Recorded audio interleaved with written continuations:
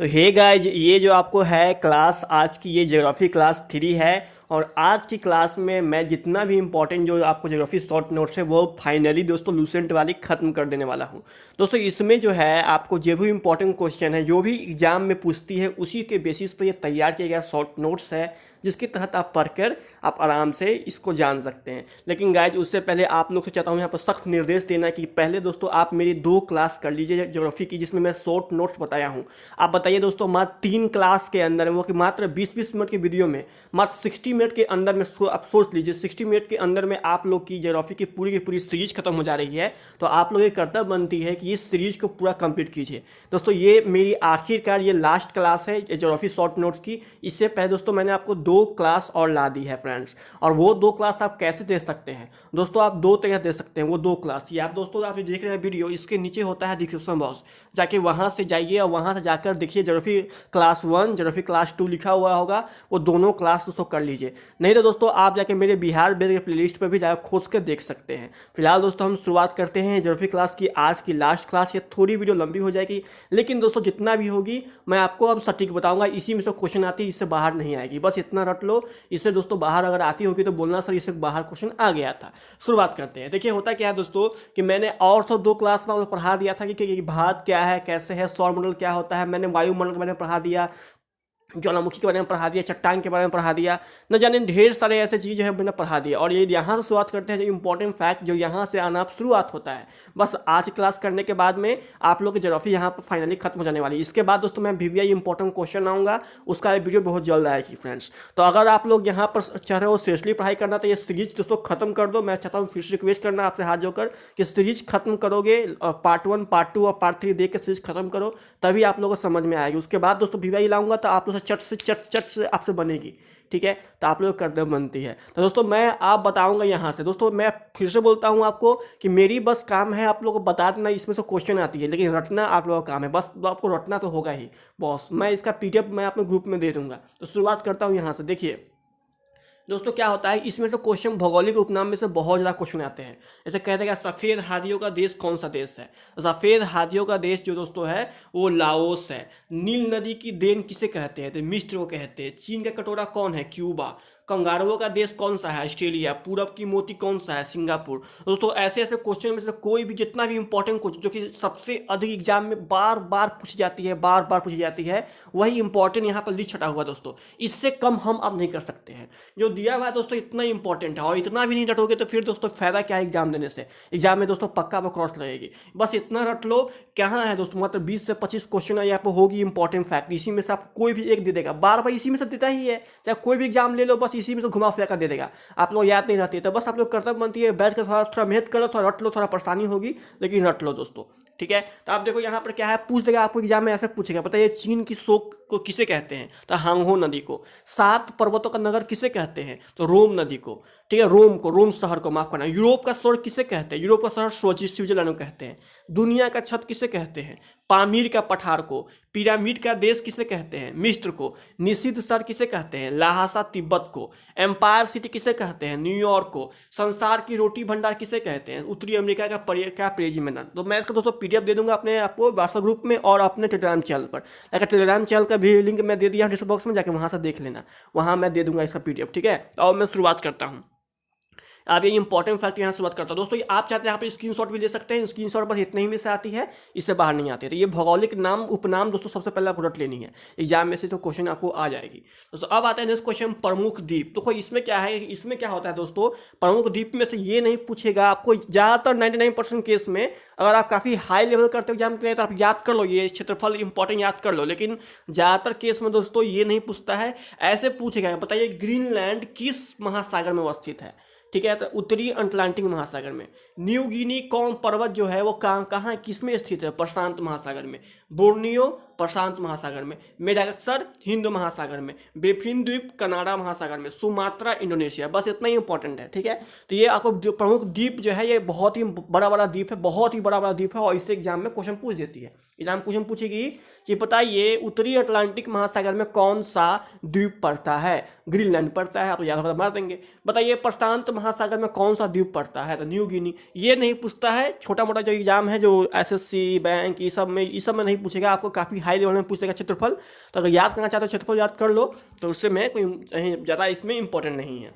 अब आते हैं दोस्तों प्रमुख कृषि फसल और उनके उत्पादक देश। अब इससे क्वेश्चन दोस्तों पूछ देता है, ठीक है। जैसे पूछ देगा दोस्तों बताइए कि चावल में कौन सा देश नंबर 1 है, तो बताइए दोस्तों यहाँ पर चावल में चीन है, ठीक है। उसके बाद ऐसे पूछेगा क्वेश्चन ये बताइए कि चावल में भारत का कौन सा स्थान है, तो भारत का दूसरा स्थान है। तो दोस्तों मैं ये कहूँगा दोस्तों कि आप लोग को याद बस ऐसे करनी है, नंबर 1 और नंबर 2 बस, ठीक है। और या फिर भारत का कितना प्लेस है, बस ये मान के चलो कि कोई प्रोडक्ट है, ठीक है, उसमें भारत का स्थान 7वां है, तो बस आपको भारत का स्थान याद कर लेना है, पहला कौन याद बस याद कर लेना है।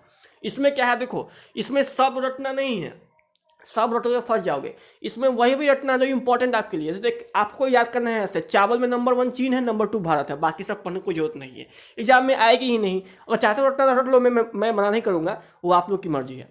फिर तो पूछ रहे बताइए गेहूं में नंबर 1 कौन है, गेहूं में नंबर 1 चीन है, नंबर 2 भारत है। और यूएसए भी इंपॉर्टेंट है, तो यूएसए भी याद करना, यूएसए में नंबर 3 यूएसए में है। अब आते हैं तंबाकू में, तो तंबाकू में नंबर 3 पर कौन है, तो नंबर 3 पर है भारत।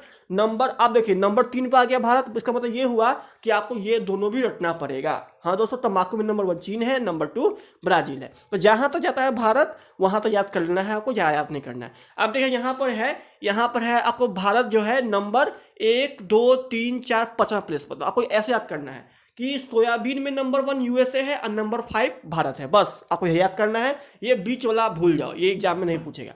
नंबर 1 पूछेगा नहीं तो भारत कितना प्लेस पर ऐसे पूछ देगा, 5वां स्थान सोयाबीन में है भारत का। तो दोस्तों इस तरह से ये लिस्ट को आप आसानी से याद कर लेना, आप इसको तुच्छा मत समझो। एग्जाम में क्वेश्चन दे देगा, बताइए कि चावल में भारत का कितनावां स्थान है, बताइए मक्का में भारत का कितनावां स्थान है, बताइए अभ्रक में भारत का कितनावां स्थान है, बताइए कपास में भारत का कितना स्थान है। तो जो एग्जाम में आता है, एग्जाम बेसिस पर जो इंपॉर्टेंट होता है, यहाँ लिस्ट बटा हुआ है दोस्तों, ठीक है। तो आप इसे याद कर लीजिए, एग्जाम में कोई ना कोई इसे पूछता है तो पक्का आपसे फंस जाएगा। अब बात करते हैं दोस्तों प्रमुख खनिज एवं उसके उत्पादक देश। ये भी पूछ देता है कैसे कभी कभी दोस्तों, कि पूछ देगा दोस्तों लोहा में सबसे उत्तम उत्पादक देश कौन है, चीन है। तांबा में चिली है, मैग्नीज में चीन है। लेकिन दोस्तों जो इंपॉर्टेंट है मैं आपको टिक लगा दिया हूं, जो एग्जाम में आता है वो सोना चांदी हीरा के बारे में थोड़ा बहुत जान लीजिए, या फिर जहां जहां भारत है ना वो थोड़ा याद कर। देखो यहाँ भारत लिखा हुआ है तो कोयला में भारत का 3रा स्थान है, अभ्रक में भारत का पहला स्थान तो है, यूरेनियम में दोस्तों कितना स्थान नहीं लिखा हुआ है। तो इसको क्या करना है, केवल पहला याद कर लो, या फिर जहां जहां भारत है वो अपने दिमाग के अनुसार आप याद कर लो, आपको जो जितना लगता है सुटेबल याद कर लो। बस दोस्तों आज न कल तो याद तो आपको करना ही पड़ेगा, या तो आज याद कीजिए या फिर कल याद कीजिए, या फिर दोस्तों 10 साल बाद याद कीजिए, या फिर अभी बैठ के याद कर लीजिए, वो आप लेके ऊपर में है। लेकिन याद तो दोस्तों करना ही पड़ेगा, बिना आप ये सब याद किए हुए तो एग्जाम निकाल नहीं सकते हो, तो आपको याद तो करना ही पड़ेगा दोस्तों। अब आते हैं क्वेश्चन प्रमुख भौगोलिक खोज, ठीक है। प्रमुख दोस्तों भौगोलिक खोज, आप देखिए ये इंपॉर्टेंट कैसे है बताया था। एग्जाम में पूछ देगा कि बताइए दक्षिण ध्रुव पर पहुंचने वाले प्रथम व्यक्ति कौन थे, तो वो कौन थे, R.M. सन, ठीक है, R.M. सन। और ये भी पूछता है कि किस देश के थे, तो नॉर्वे देश के थे। तो ये आपको सीरीज बाय सीरीज याद कर लीजिए, जो इंपॉर्टेंट है वही दिया हुआ है, बस इतना ही इंपॉर्टेंट है और वही दिया हुआ है जो एग्जाम में सबसे अधिक पूछता है। इससे बाहर आपको खोजकर्ता के बारे में इससे मेरे ख्याल से बाहर नहीं पूछता है छोटा बड़ा एग्जाम में। देखो यहाँ आप पूछते क्या बताइए ये कि केप ऑफ गुड ऑफ होकर भारत आगमन कौन किया था, तो सबको पता है वास्को डी गामा आया था, वो किस देश के थे, तो पुर्तगाल देश के थे।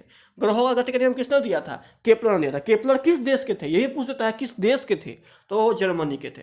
और कब की थी खोज, 1600 ईस्वी में। स्वेज नहर का निर्माण किसने करवाया था, तो फर्नांडिस डी लेसस ने। और वो किसका मतलब कब किए थे, 1859 ईस्वी में। तो ईस्वी के साथ दोस्तों आपको जितना लगता है सुटेबल जितना हो सकता है, जैसे कहने का अर्थ ये है कि कैसे आप घी निकालने के लिए मही को मथते हैं, उसी तरह इसको मत लीजिए, जितना हो सकता है उसको रिवीजन कीजिए। और होगा क्या दोस्तों, आप लोग क्या होगा दोस्तों, जो आप एक दिन पढ़ लीजिए 2 दिन पढ़ लीजिए, मान के चलिए आप मैं पूरी सीरीज याद कर लीजिए, आपको याद भी दोस्तों हो गया। लेकिन दोस्तों उसके अलावा भी दोस्तों एक बात मैं बता देता हूँ कि आप 1 महीना बाद फिर से भूल जाओगे, तो बस आपको तभी जरूरत पड़ेगी, आपको एक यहाँ पर कैसे कहने का अर्थ है कि कैसे चाय पीते हैं हम पूरा रिफ्रेश होने के लिए, उसी तरह दोस्तों इसको 1 महीने के बाद में आपको फिर से दोबारा इसको रिवीजन करना पड़ेगा। आपको पर मंथ कम से कम, या फिर वीक में हो सके तो और बढ़िया है, कम से कम एक रिवीजन इसको करते रहिएगा। मेरा PDF लेके प्रिंट आउट निकलवा कर एक रिवीजन करते रहिएगा। मानता हूँ बहुत ज़्यादा बोल रहा हूँ आज, लेकिन थोड़ा मैच कर लो। अब आते हैं दोस्तों विश्व की घास भूसी भूमि के परिदृश्य के नाम, इससे भी क्वेश्चन पूछ देता है कैसे पूछता है देख लीजिए। पूछेगा कि बताइए ब्राजील में कौन सा घास मतलब किस टाइप की घास भूमि पाई जाती है, तो वो कैंपोस टाइप की। वेनेजुएला में लानोस मैं, देखो यहाँ पर सब इंपॉर्टेंट नहीं है, जो इंपॉर्टेंट है बताया जाता हूँ। देखो ये याद करना ब्राजील वाला, उत्तरी अमेरिका याद करना, फिर दोस्तों ऑस्ट्रेलिया याद करना, अफ्रीका याद कर लेना, उसके बाद दोस्तों श्रीलंका और आसपास जो यूरेशिया, मतलब कि ज़्यादा इंपॉर्टेंट नहीं है। जो इंपॉर्टेंट है जो कि आपको सुना सुना नाम है, काफ़ी ज़्यादा नामी ये देश है, इसमें से 10 है दिया हुआ, 10 में से 8 इंपॉर्टेंट है। तो आप अपने अनुसार याद कर लो कि ब्राज़ील में किस टाइप की घास है, उसके बाद दोस्तों उत्तरी अमेरिका में किस टाइप की घास है, या फिर आपको ऐसे क्वेश्चन पूछ देगा कि बताइए कि ब्राज़ील में जो कैंपोज घास है वो किस टाइप की है, उष्णकटिबंधीय है या फिर शीतोष्ण कटिबंधीय है। तो आपको ये भी ध्यान रखना पड़ेगा दोस्तों। हाँ दोस्तों, आपने सही सुना, आपको ये भी ध्यान रखना पड़ेगा किस टाइप की है, उष्ण कटिबंधीय है या फिर शीतोष्ण कटिबंधीय है। देखो क्या होता है, एग्जाम के व्यूअर से आपको बस छांटना है, किसी भी तरह से आपको उस एग्जाम से हटाना है। लेकिन दोस्तों आप लोग कर्तव्य बनता है कि आप इतना याद कर लो, कितना भी अंदर पूछे आप लोग से बन जाए। ठीक है, तो आपको ये उष्ण कटिबंधीय शीतोष्ण कटिबंधीय का लिस्ट बनाकर याद करना कॉपी में लिख कर। अब आ गया दोस्तों विश्व की प्रमुख जनजातियां, ये पूछ देता है। हाँ दोस्तों, आपने सही सुना, विश्व की प्रमुख जनजातियां पूछ देता है। एग्जाम में दिया था अभी हाल ही से कुछ दिन पहले कि बताइए रेड कहाँ की जनजाति है, तो रेड कहाँ की है, उत्तरी अमेरिका की है। इंडियन पिक मौजी कहाँ की जनजाति है, कांगो बेसिन की है। बोरो कहाँ की जनजाति है, तो ब्राजील की है। बद्दू कहाँ की है, तो अरब की है। एस्किमो कहाँ की है, ग्रीनलैंड एवं कनाडा की है। खिरकीज कहाँ की है, मध्य एशिया की है। माओरी कहाँ का है जनजाति, न्यूजीलैंड। दोस्तों इसमें सभी के सभी दोस्तों इंपॉर्टेंट है, आपको याद कर लेनी है। इसमें जितनी भी जनजाति जो विश्व में सबसे अधिक नामी है उसी का दिया हुआ है। ठीक है, इसमें आप याद कर लीजिएगा। संथाली नहीं दिया, संथाली श्रीलंका का है, तो यहाँ पर नहीं दिया हुआ है। तो जो इंपॉर्टेंट दोस्तों याद कर लीजिए, काफ़ी आपके लिए है। ठीक है, अब आ गया दोस्तों विश्व में सबसे अधिक बड़ा, ऊंचा और लंबा। ये तो बहुत इंपॉर्टेंट है आपको ज्योग्राफी के लिए। ठीक है, आपसे पूछ देगा बताइए विश्व में सबसे बड़ा महाद्वीप कौन सा है, एशिया। छोटा महाद्वीप कौन सा है, ऑस्ट्रेलिया। सबसे बड़ा महासागर प्रशांत महासागर। सबसे छोटा महासागर अंटार्कटिक महासागर। तो देखो ये लिस्ट बनाया हुआ है, मैं आपका पीडीएफ दोस्तों आपको दे दूंगा, उसमें से आप फिलहाल दोस्तों इसमें से देख लेना। ठीक है, अगर आप कहते हो तो मैं इसको जो हूँ दोस्तों, इसके लिए आप कहोगे, अगर नीचे कमेंट करोगे तो मैं विश्व में सबसे अधिक बड़ा छोटा लंबा इसका एक अलग से इसका एक सीरीज ला दूंगा वीडियो, जिसमें मैं सबसे बड़ा छोटा है लंबा इसका एक अलग सीरीज, इसका कहते कैसे मैं ला रहा हूँ आपको ज्योग्राफी का सीरीज, उसी तरह मैं इसका भी ला दूंगा। तो दोस्तों ये लुसेंट का जाओगे पीछे में, लुसेंट के पीछे में भी आपको मिल जाएगा, जो होती है विविध वाला, उसमें मिल जाएगा दोस्तों, जाकर वहाँ से आप देख सकते हो। नहीं तो दोस्तों आप जो है मैं सब पीडीएफ दूंगा, वहाँ से पढ़ लेना। इसमें से क्वेश्चन दोस्तों फंसेगी ही फंसेगी। पूछ देगा बताइए विश्व में सबसे बड़ा महाद्वीप कौन सा है, सबसे छोटा महाद्वीप कौन सा है, पठार कौन सा है सबसे बड़ा, सबसे छोटा पठार कौन सा है। तो ये दोस्तों आपको लिस्ट बाय लिस्ट याद करनी पड़ेगी। तो ये जो दिया हुआ है दोस्तों, यहाँ से आप याद कर लो कि आप लोग कर्तव्य बनती है दोस्तों। मेरा काम बस बताना है, एग्जाम में यहाँ से आता है, और आप लोगों का कर्तव्य बनता है बस रटना। वो आज रटो या फिर 10 साल बाद रटो। अगर अभी नहीं पढ़ोगे दोस्तों तो क्या होगा दोस्तों कि 3 से 4 साल के बाद पढ़ने का मन बंद कर जाएगा। उसके बाद तो पढ़ना यही है, आपको रोक या हंस के यही चीज़ पढ़ना है, लेकिन बस आज पढ़ो या फिर 10 साल बाद पढ़ो, वो आपके ऊपर बनता है। तो आप पढ़ो या रटो, लेकिन दोस्तों मेरा काम बताना है, मैं बस बताऊंगा, याद में नहीं करवा दूंगा। अब आते हैं दोस्तों भारत का भूगोल। ठीक है, आप देखिए क्या है भारत का भूगोल, स्थिति एवं विस्तार। भारतीय एशिया महाद्वीप के दक्षिण भाग में स्थित है। भारत का भूगोल के बारे में बता रहे हैं हम। इसमें से आपको 4-5 क्वेश्चन इंपॉर्टेंट है, जो इंपॉर्टेंट है वो मैं बता दूंगा आपको, लेकिन पहले पढ़ लीजिए। यह 3 ओर से समुद्र से घिरा है। अपना जो भारत है वो 3 ओर से समुद्र से घिरा है। पहला में हिंद महासागर दक्षिण में है। भारत की अवस्थित उत्तरी गोलार्ध में है। आप तो एग्जाम में क्वेश्चन ऐसे पूछेगा कि बताइए भारत के दक्षिण में कौन सा महासागर है। ठीक है, एग्जाम में दोस्तों आपसे क्वेश्चन घुमाने के लिए ऐसे पूछ देगा कि बताइए भारत के दक्षिण में कौन सा महासागर है, तो वो हिंद महासागर है। ठीक है, अब आगे आते दोस्तों, ये भी इंपॉर्टेंट है दोस्तों, ये विस्तार उत्तरी अक्षांश देशांतर पूछ देता है। तो भारत का विस्तार 8 डिग्री, ठीक है, 8 डिग्री 4 मिनट उत्तरी अक्षांश से लेकर 37 डिग्री 6 मिनट उत्तरी अक्षांश तक है, और 68 डिग्री 7 मिनट पूर्वी देशांतर से लेकर 97 डिग्री 25 मिनट पूर्वी देशांतर तक है। तो ये दोस्तों आपको ये दोनों डाटा याद करना इंपॉर्टेंट है। ये दोनों डाटा, जी हाँ दोस्तों सही सुने, ये भी इंपॉर्टेंट है। यहाँ पूछ रहा है बताइए कहाँ से कहाँ किस देशांतर तक है। तो यहाँ से ये क्वेश्चन दोस्तों बनती है, आपको ये कर्तव्य बनता है, ये याद कर लीजिए। अब आते हैं दोस्तों, यहाँ से जो है ये बहुत इंपॉर्टेंट है, कर्क रेखा देश को लगभग 2 बराबर हिस्सों में बांटता है 8 राज्यों में। गुजरात, राजस्थान, मध्य प्रदेश, छत्तीसगढ़, झारखंड, पश्चिम बंगाल, त्रिपुरा, मिजोरम। आप देखो एग्जाम में क्वेश्चन ऐसे नहीं पूछेगा, बता एग्जाम में ऐसे मतलब ऐसे क्वेश्चन पूछेगा कि बताइए इनमें से कौन सा राज्य है जहां से कर्क रेखा नहीं गुजरती है।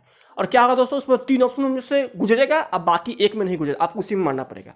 तो क्वेश्चन दोस्तों ऐसे पूछती है घुमाने के लिए, कहे क्या कि बताइए इनमें से कौन सा जो राज्य है जिनमें से कर्क रेखा गुजरती है, और आपको यहाँ पर ऑप्शन दे देगा। आपको याद नहीं रहेगा तो आप बना नहीं पाओगे, तो बस आपको याद कर लेनी है ये 8 के 8 राज्य। जी हाँ, तो सही सुना आपने, 8 के 8 राज्य कर्क रेखा याद कर लेनी है, ये इंपॉर्टेंट है, बहुत इंपॉर्टेंट है। अब देखिए ट्रिक क्या है, याद कर लीजिएगा, मित्र पर गमछा झाड़, ठीक है, ये ट्रिक है इसका, बस आपको याद करनी है मित्र पर गमछा झाड़। इसका कहीं आप लिख भी लीजिएगा, देखिए मित्र पर गमछा झाड़। आप देखिए मौ से मी से हो गया मिजोरम, त्र से त्रिपुरा, ठीक है, गौ से गुजरात, गमछा देख रहे हैं ना, छ से छत्तीसगढ़, छा से झारखंड, और झार पर प से पश्चिम बंगाल, और रौ से राजस्थान, ठीक है, पर जमचा झार, झ से हो गया मध्य प्रदेश। तो इस तरह से दोस्तों मित्र पर गमछा झाड़ से आप काफी आसानी से ट्रिक से आप याद कर सकते हैं कि कहाँ से किन 8 राज्यों से गुजरती है अपना कर्क रेखा। इसको याद रखिए आप, यह बहुत ही इंपॉर्टेंट, याद कर लीजिएगा, एग्जाम में आता है। अब आते हैं दोस्तों, क्वेश्चन आपको यहाँ से दे देता है कि भारत का मानक समय इलाहाबाद के नैनी नामक स्थान से लिया गया है। एग्जाम में ये क्वेश्चन दे देगा आपको कि बताइए कि भारत का मानक समय कहाँ से लिया गया, तो इलाहाबाद के नैनी नामक स्थान से। उसके बाद दोस्तों ये पूछ देगा कितना से कितना देशांतर, तो मैंने बता ही दिया। ग्रीनविच कितना होता है, तो 5.5 घंटा का। आप ये भी याद करिए, बहुत ही इंपॉर्टेंट है, ग्रीनविच में कितना अंतर होता है, 5.5 घंटा। एग्जाम में बहुत बार चुका है। यहाँ पर क्या होगा, आपको ऐसे दे देगा, ठीक है, ऐसे दे देगा, या फिर सिर्फ 5.5 घंटा लिख देगा। तो आपको किसी भी तरह से 5.5 बस याद रखना है। ग्रीनविच में अंतर कितना होता है, 5.5 उसको रख लेना। एग्जाम में जहाँ लिखेगा 5.5 आप याद कर लेना। उसके बाद दोस्तों भारत का क्षेत्रफल भी इंपॉर्टेंट है, ये भी याद करना कितना लाख होता है, 32,87,263, ये वर्ग किलोमीटर याद कर लेना, ठीक है, बहुत इंपॉर्टेंट है। और ये भी इंपॉर्टेंट है कि भारत में क्षेत्रफल की दृष्टि से भारत कितवां स्थान है, 7वां स्थान है, ये भी इंपॉर्टेंट है, ठीक है, याद कर लीजिएगा दोस्तों। उसके बाद पता ही है आपको जनसंख्या दृष्टि से भारत का स्थान दूसरा है, पहला चीन है। फिर दोस्तों यहाँ पर ये भी इंपॉर्टेंट है, तो बहुत ज़्यादा इंपॉर्टेंट है कि विश्व की कुल भूमि का कितना % भाग भारत के पास है, 2.4%। दोस्तों ये बहुत इंपॉर्टेंट है, एग्जाम में बहुत पूछती है, छोटी सी जानकारी है, एग्जाम में देगा, बस आप छोड़ के चले आओगे। विश्व में जबकि विश्व के 17.5 लगभग % जनसंख्या कहाँ है, भारत निवास करते हैं, तो ये इंपॉर्टेंट है, ये भी इंपॉर्टेंट है दोस्तों। जी हाँ दोस्तों, ये भी बहुत इंपॉर्टेंट है। उसका दोस्तों ये भी इंपॉर्टेंट है कि क्षेत्रफल की दृष्टि से राजस्थान सबसे बड़ा, गोवा सबसे छोटा। केंद्र शासित प्रदेशों में अंडमान निकोबार द्वीप समूह का क्षेत्रफल सबसे अधिक और लक्षद्वीप सबसे कम, ये भी इंपॉर्टेंट है दोस्तों। केंद्र शासित प्रदेश में अंडमान निकोबार सबसे बड़ा और उसका लक्षद्वीप सबसे कम। भारत की स्थलीय सीमा की लंबाई कितनी है, 15,200 किलोमीटर, और जल सतह कितनी है, तो 7,516.6 किलोमीटर, ये भी इंपॉर्टेंट है, ठीक है। और दोस्तों यहाँ पर ये आती है निकल के, ये भी एक इंपॉर्टेंट सवाल यहाँ पर ये वाला, देखो भारत की प्रादेशिक जल सीमा 12 समुद्री मील की दूरी तक है। कितनी दोस्तों है, 12 समुद्री मील। तो कहीं कहीं दोस्तों यहाँ पर नॉटिकल मील के नाम से भी इसे जाना जाता है, ठीक है। उसका दोस्तों ये भी इंपॉर्टेंट है कि भारत में सबसे दक्षिणतम बिंदु कौन सी है, इंदिरा पॉइंट है, और यह बंगाल की खाड़ी में स्थित ग्रेट निकोबार द्वीप पर है।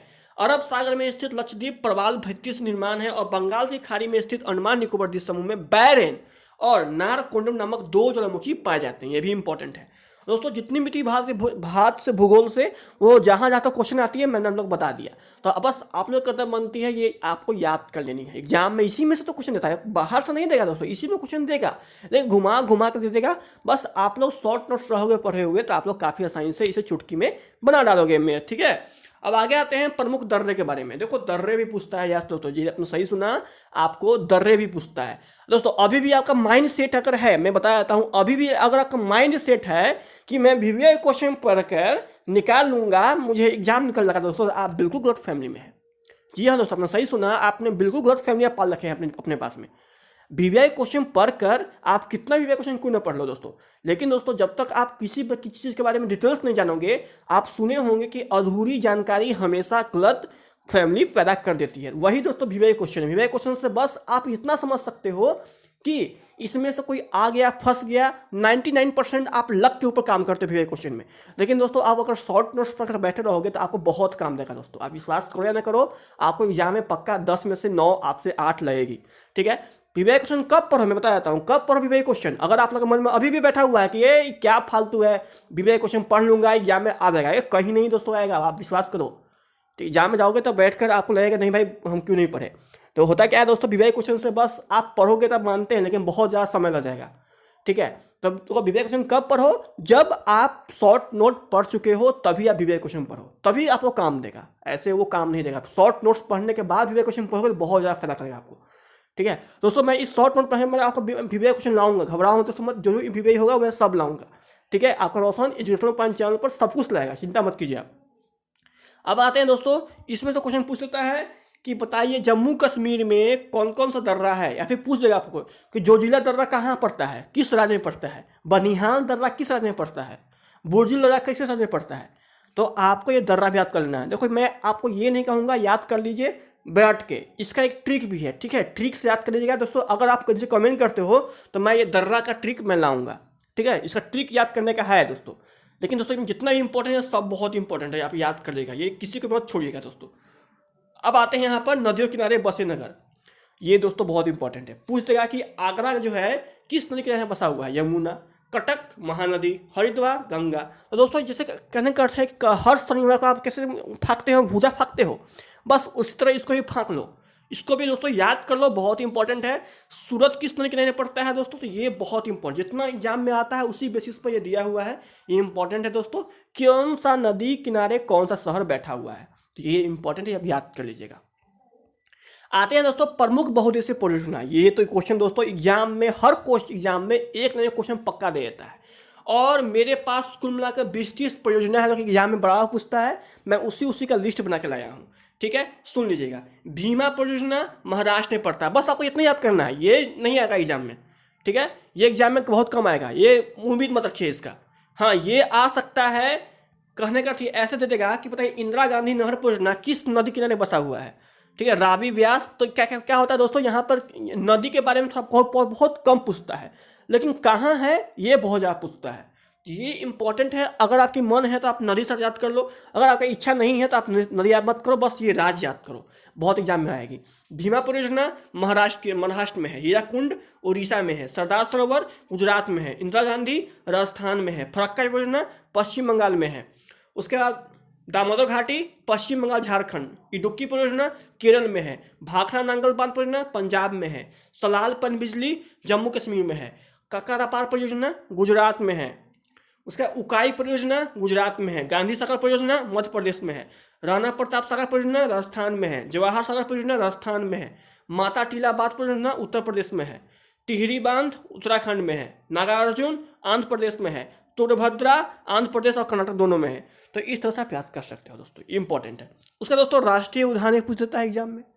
जी हाँ दोस्तों सही पूछे आप, राष्ट्रीय उद्यान पूछ देता है। तो मैं ये नहीं कहूँगा दोस्तों कि एक दिन का कोई इसमें समय आपको लगेगी, आपको 3 से 4 दिन समय लीजिए और आराम से बैठ के इसको सुबह शाम पढ़िए, आपकी ज्योग्राफी काफ़ी आसानी से खत्म हो जाएगी। राष्ट्रीय उद्यान जितने भी इंपॉर्टेंट है मैं आपको दे दूंगा PDF, ताकि वहाँ से आप देख लेना है। इसी में से दोस्तों आती है, इसी में घुमा फिरा के इसी में से पूछेगी कौन सा, पूछेगा कि काजीरंगा राष्ट्रीय उद्यान क्या कहाँ पड़ता है, हजारीबाग कहाँ पड़ता है, बेतला राष्ट्रीय पार्क कहाँ पड़ता है। तो ये इतना इंपॉर्टेंट है, वो आपको याद कर लेनी ही पड़ेगी। आज याद करो फिर 1000 दिन के बाद याद करो, आपको याद करनी ही पड़ेगी दोस्तों। इसके बिना याद किए बिना आप कोई भी एग्जाम क्रैक नहीं कर सकते हो। अब आते हैं दोस्तों यहाँ पर, ये तो मैं अब ले ही लिया। ठीक है, हाँ ये आता है एग्जाम में दे देगा, बताइए कि हरित क्रांति किससे जुड़ा हुआ है, कृषि से, श्वेत क्रांति दुग्ध से, नीली क्रांति मत्स्य से, गुलाबी क्रांति झींगा मछली से, पीली क्रांति सूर्यमुखी व अन्य तिलहन फसलों से, भूरी क्रांति गैर परंपरागत ऊर्जा उत्पादन से, लाल क्रांति मांस टमाटर से, गोल क्रांति आलू उत्पादन से।